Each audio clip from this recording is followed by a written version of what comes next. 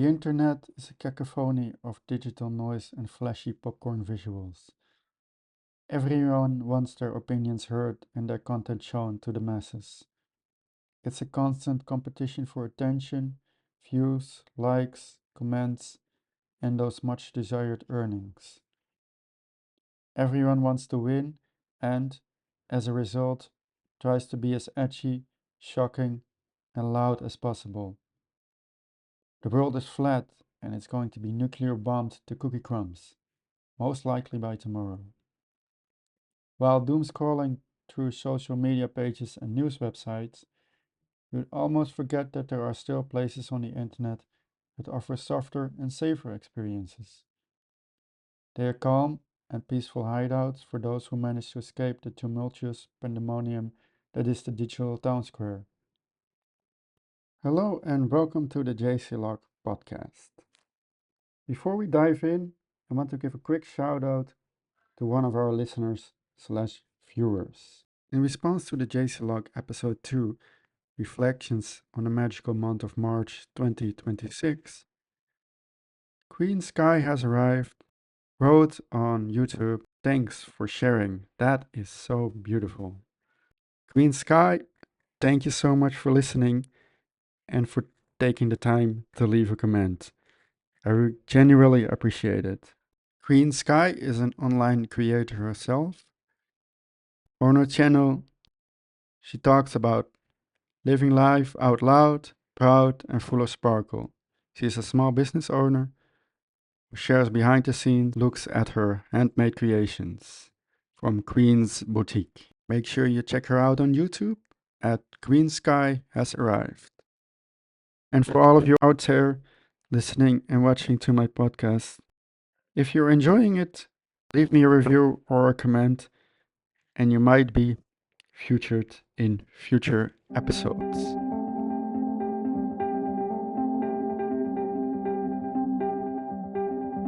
Welcome to episode 15 of the JC Log podcast, in which we talk about why the internet needs softer spaces. So, what are those soft spaces on the internet, and how do they work, you might ask? Well, they do one thing fundamentally different. They turn things upside down. Instead of asking for your attention and energy, soft spaces give it back to you. They slow things down and offer room to breathe, reflect, and relax. Leaving out negativity, pressure, and excessive sales pitches, they are places where you can intentionally escape into in a healthy manner and on your own terms. Those places of refuge can take many different forms, transporting you to other worlds via elements like soundscapes, ambient music, art pieces, RPG game settings, stories, and natural environments. They often are beautiful settings to explore and can make us feel like we are going on an adventure, or the opposite, like coming home. Why people crave soft spaces more than ever. The world is a busy place, both online and offline. Work, family life, and social responsibilities take up much of our time. And when we finally have the chance to take a break, chances are we expose ourselves to the equally busy leisure side of the internet.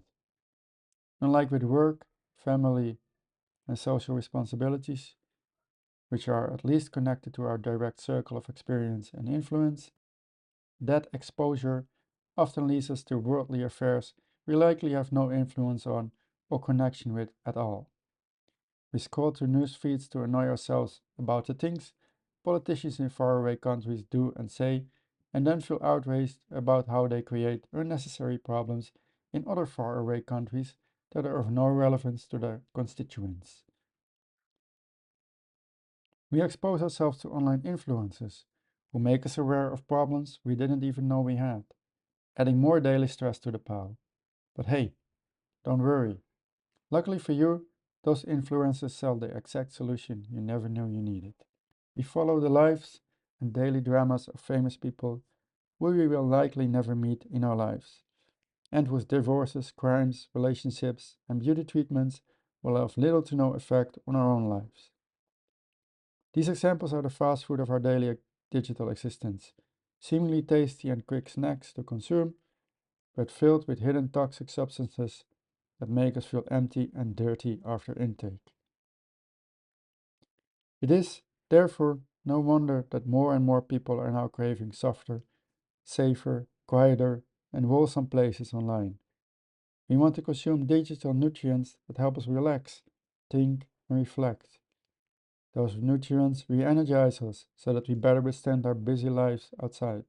The beauty of such places is that they do not need to be displays of perfection. Oftentimes, they give it to you raw and real, or provide a sense of relaxation by showing you a process in the making. Think of a normal person talking to you reflectively and in a relatable manner about the struggles of daily life.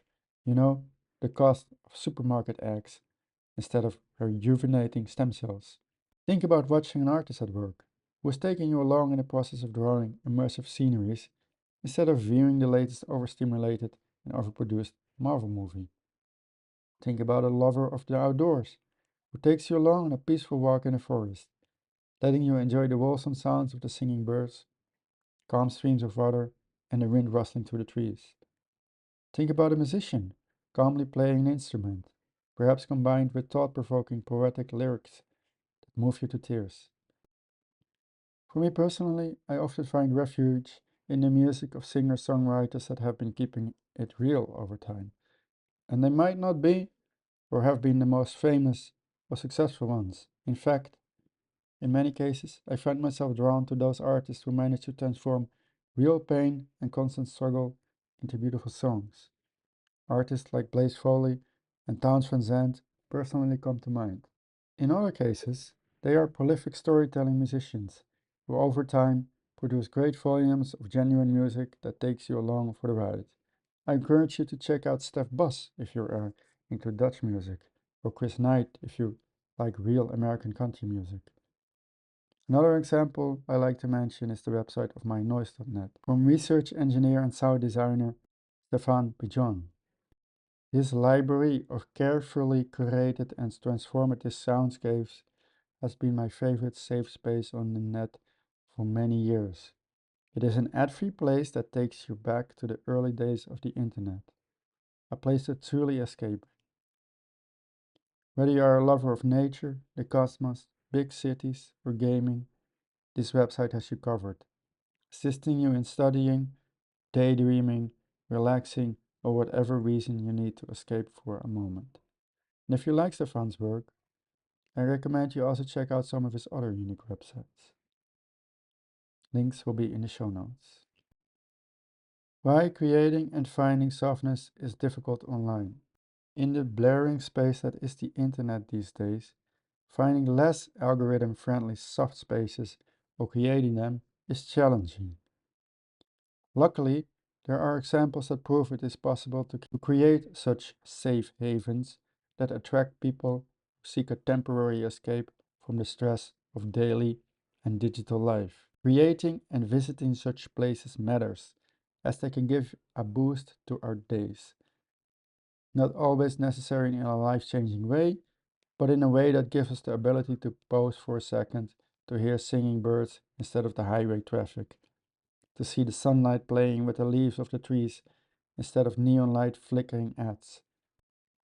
Hope that there is still beauty to be found in artist-created songs and drawings, instead of governments created death and destruction. There are places to escape into. When the world around you is loud, pause for a moment to ground yourself and find peace and comfort in knowing that there are other worlds out there to intentionally escape into, and that you are always warmly invited to explore them.